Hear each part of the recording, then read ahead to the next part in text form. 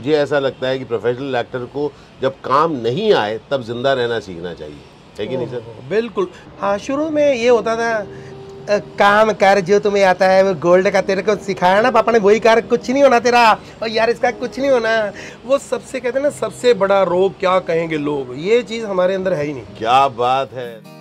कुछ दिनों पहले मैं एक कॉमेडिक एक्टर से मिला जिनको अमूमन हम जब मिले तो हम कहेंगे चलिए आप हंसाइए हमें, लेकिन जब मैंने उनके साथ बातचीत की तो उन्होंने मुझे हंसाने के अलावा सोचने पे मजबूर कर दिया। आइए सुनते हैं सुदेश भाई को, देखते हैं क्या हम भी अपनी जिंदगी को बोझिल न बनाकर हंसी मजाक के साथ जी सकते हैं क्या। तो आज सुदेश भाई के साथ बैठ के हम लोग गपिया रहे हैं, और अगर आप नोटिस करें ना करें, कोई लस्सी पी रहे हैं हम लोग, पंजाबी बहुत जरूरी है। तो शुरुआत करते हैं। हम लोग एक किस्सा अभी बोल रहे थे, तो मैं उसमें पूछूं कैसे हैं आप, खुश हैं क्या? हम सर अभी बता रहे थे, कुछ लोग होते हैं कि कॉमेडी कैसे क्रिएट होती है वैसे विलन, लेकिन मेरे घर पे आए हैं तो एक कॉमेडी मुझे इतना हंसाया ना, मैं सोचता था कि अभी वो विलन वाली बातें होंगी, ये लेकिन इतना मजा आया। और इनकी कॉमेडी के साथ साथ एक मैसेज होता है, मजा आ गया सर, बहुत कुछ सीखने को। तो मैं आपसे एक जानना चाहता हूँ, मुझे ना एक्टर्स बड़े इंटरेस्टिंग लगते हैं, क्योंकि इसलिए और इंटरेस्टिंग लगते हैं क्योंकि हम एक्टर्स के बारे में लोगों की क्या क्या धारणा होती है। तो आपकी शुरुआत कहाँ से हुई? मैं फटाफट बताता हूँ, फटाफट बताता हूँ। जलंधर में मेरा जन्म हुआ, छोटे होते हम अमृतसर में आ गए। अमृतसर में आके हमने पापा से अपने गोल्ड का काम सीखा, लेकिन काम करते करते भी मेरा गाने का शौक था। मुझे लगा यार कि मुझे गाना चाहिए, फिर ऑर्केस्ट्रा में गाने लगा, छोटे छोटे शो करने लगा। ऐसे करते करते करते करते मतलब एक चस्का पड़ गया कि तालियों का जो चस्का है ना वो पड़ गया फिर इस लाइन में। Very interesting. ये बात तो तय है ना कि जहाँ पर भी आप अब तक पहुँचे हैं वैसा होना नहीं था, मतलब प्रोफेशन कहीं और ही जाना था, लेकिन आपने ये चूज किया। कभी ऐसा हुआ, फील हुआ कि लोगों ने कहा होगा अरे क्या कर रहा है? हाँ, शुरू में ये होता था काम कर जो तुम्हें आता है, वो गोल्ड का तेरे को सिखाया ना पापा ने, वही कर, कुछ नहीं होना तेरा, और यार इसका कुछ नहीं होना। जब हो गया तो वही मैं कहता था।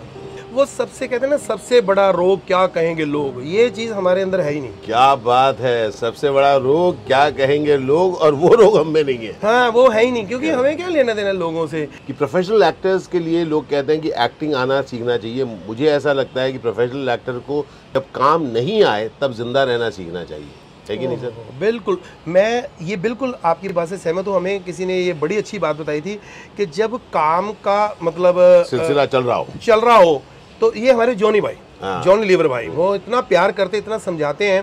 वो कहते हैं कि जब काम मतलब नहीं है तो घबराओ मत, यानी कि उस वक्त तो और ज्यादा अच्छे से रहो ताकि आपके अंदर शक्ति आए। ये नहीं कि मतलब क्या बात है, क्या बात है, मतलब बहुत ज़रूरी है। और मुझे भी ऐसा लगता है कि हम लोग चाहे किसी भी प्रोफेशन में क्यों ना हो, हमें हमेशा अपने को ऐसे तैयार रखना चाहिए कि हमें काम करने का मौका मिले। मेरी ज़िंदगी में तो ऐसा कई बार हुआ है कि जब मुझे काम मिलना बंद हो गया है, ओके। और एक तो वक्फा होता है जब काम मिलना बंद होता है, और दूसरा एक वक्फा होता है जब लोगों को भी यकीन उड़ जाता है कि तुम कर सकते हो। ऐसा वक्फा आपकी ज़िंदगी में आया है? देखिए, ऐसा होता है कि जैसे किसी को तो नहीं पता होता कि ये क्या काम कर रहा है, ये पहले पूछते हैं और भाई कैसा चल रहा है, बढ़िया। अगर तो हमने बोल दिया बहुत बढ़िया भाई, आजकल तो इतना मतलब बिजी हो गए, अरे यार तो आप एक्टर भी तो कमाल है ना, आप जो करते हो नई नई चीजें। तो अगर हमने बोल दिया कि नहीं यार अभी कोई काम नहीं है, तो सर चेंज करो अपने आप को। आप जो चीज़ है वही थोड़ी चेंज करो। तो ये लोगों में वो चीज़ें हैं। हमें तो वही चीज़ है जो अभी आपने बताया आते ही, कि कोई पूछे कि भाई ये क्या कर रहा है, मज़ा नहीं आ रहा, बोलो हाँ, मतलब उसको हाँ बोल दो, उसके साथ बहस नहीं करनी। मेनली बात ये हो रही थी कि बहुत सारे लोग हमें कई बार सवाल पूछते हैं, लोग हमको सोल्यूशंस देने की कोशिश करते हैं कि तुम इस तरह करो तब तुम सक्सेसफुल होगे। मेरा ऐसा मानना है कि हम लोग सब अपने रास्ते खुद चुनते हैं। क्या बात, और हम सबके रास्ते अनूठे हैं। यही बात है। तो आज इस अनूठे रास्ते से निकल के आप जो शायद सोने का काम करते, आज आप एक अभिनेता हैं, कॉमेडियन हैं, और आप लोग में से बहुत लोग जानते ही हैं, he is an amazing singer. I am just touched by his hospitality, and जिस तरीके से वो अपने फैमिली को साथ लेके चलते हैं, it is amazing. This singer, और ये आपकी आवाज़ में मतलब आपने मेरे ख्याल से सीखा नहीं है ना?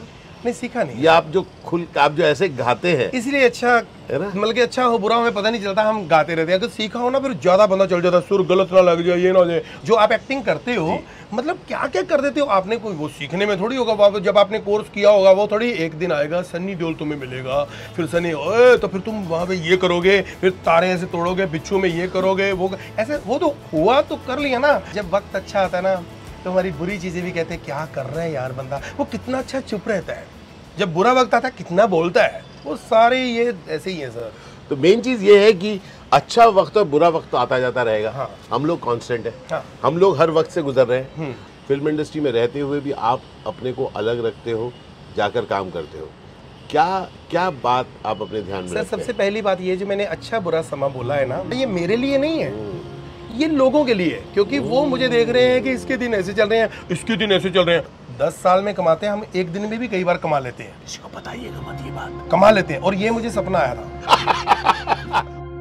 कई बार मेरे तो ऐसे बहुत समय आए हैं जब मैं घर पे बैठा हूँ, लोगों ने कहा क्यों भाई शूटिंग कैंसिल हो गई क्या? मैं कहता हूँ शूटिंग कैंसिल नहीं है, मैं घर पर हूँ। नहीं मतलब शूटिंग कैंसिल हो गई क्या? मैं कहता हूँ नहीं शूटिंग नहीं है नहीं है। तुम मेरी इज्जत ना करो, मुझे पता है बट बेटा मैं इंसान हूँ और आज मेरे पास काम नहीं है। तो मेरे ख्याल से कहीं ना कहीं आपको लगता है कि हमारी जो सोसाइटी है वो सक्सेस की पुजारी है, एक तरह से उस मोह में फंस जाते हैं तो खुद को भी नकारने लगते हैं जब हमें लगता है हम सक्सेसफुल नहीं है। सर मैंने ऐसे ऐसे सिंगर देखे हैं जिन्होंने इतने बेहतरीन गाने गाए हैं, कमाल के, हम उनके फैन हैं। वो कई बार आता है, वो एक टाइम तो होता है ना जब वो फिर वो इंटरव्यू दे देते हैं, मैं ये हूँ, मैं हूँ, मेरे पास वो, तो वो लोगों को पता चल जाता है कि अच्छा तेरे क्यों, जबकि लोगों को नहीं पता कि तुम्हारे पास काम है कि नहीं। लोगों को कुछ नहीं पता, लोग तो तेरे को जब मिलेंगे अरे सर आपको देखा ना, हम खुद ही बोल बोल के अपना काम खराब कर रहे हैं, कुछ नहीं है। मैं करने पे यकीन रखता हूँ। आपने बड़ी अच्छी, अभी हम नाश्ता कर रहे थे, आपने बोला कि करके पछताओ यार, ये नहीं करने से पहले नेगेटिव हो जाओ। मेरा वही मानना है कि हम लोग सब अपने हर रोज जिंदगी में कुछ ना कुछ नया ट्राई कर रहे हैं, कोई गारंटी नहीं। जैसे मैं इनफैक्ट सुरेश भाई के परफॉर्मेंसेस का तो कायल रहा ही हूँ, लेकिन मैं इनके करीब आया ड्यूरिंग लॉकडाउन। लॉकडाउन में मिला कैसे मैं इनको मिला मैं थैंक्स टू यूट्यूब। वो भी आपने अपने को एक नए रूप से मैंने आपको इंस्टाग्राम पे मैसेज किया था, क्योंकि हम यहाँ पे रहते थे, जहाँ पे आपका घर है ना, हाँ। उसके सामने पहला हमारा घर था। तो हमें लोग बोलते थे कि आशीष जी यहाँ रहते हैं, हमारा बड़ा मन था फैमिली का भी आपको मिले, पर नहीं मिल पाए। तो वो फिर यहाँ पे जब इंस्टा पे आपने स्पीड पकड़ी तो उसमें यूट्यूब पे हमें लगा कि यार ये भी अपने जैसे ही है, मतलब कि खुल के जी रहे हैं यार। मैं आपसे पूछना चाहता हूँ कि ये जो आपने अपने आप को YouTube पे क्रिएट किया, हाँ। ये आपको सोच कैसे आई कि हमें टीवी पे हो, फिल्मों में हो, कितने भी शो किए, मेरे मन का मुझे नहीं करने देते। हाँ। मेरे मन का वो होता ही नहीं है। वो राइटर कहते हैं ये करो, वो कहते हैं ये करो, जो मैं इतना करना चाहता हूँ वो मेरे से इतना करवाते हैं। मेरी भूख जो है वो मिटती नहीं है। और ये चैनल जो हमको दिया है YouTube, तो पहले मैं इसको ऐसे ही समझता था, लेकिन बाद में देखा यार ये आज ये हो, पहले ये होता था YouTube पे आप बोलते हैं कि ये YouTube पे, अरे ये बैकवर्ड, ये YouTube पे नहीं है, इसको समझ नहीं है। आज YouTube का ये स्टैंडर्ड हो गया सर। नहीं, आपने एक बहुत अच्छी बात कही अभी भाई कि आपने कहा कि हम लोग सब जो कलाकार हैं, या हो सकता है आपका अपना कोई प्रोफेशन है, कि शायद आप अपने प्रोफेशन में जहाँ पर आप प्रोफेशनली काम कर रहे हो वहाँ पर आपको वो मौका नहीं मिल रहा जो आप कुछ खास करना चाहते हो। हाँ।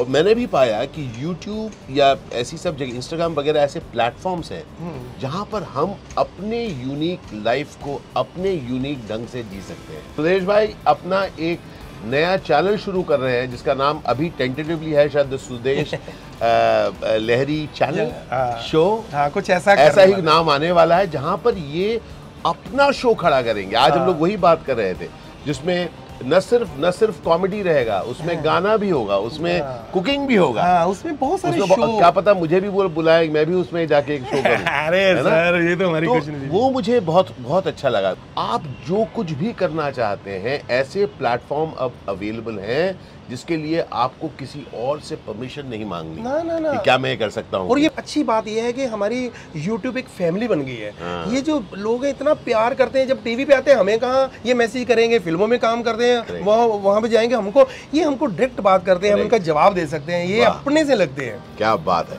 तो अपनों से मिलने का एक बहाना मिल गया है हमको।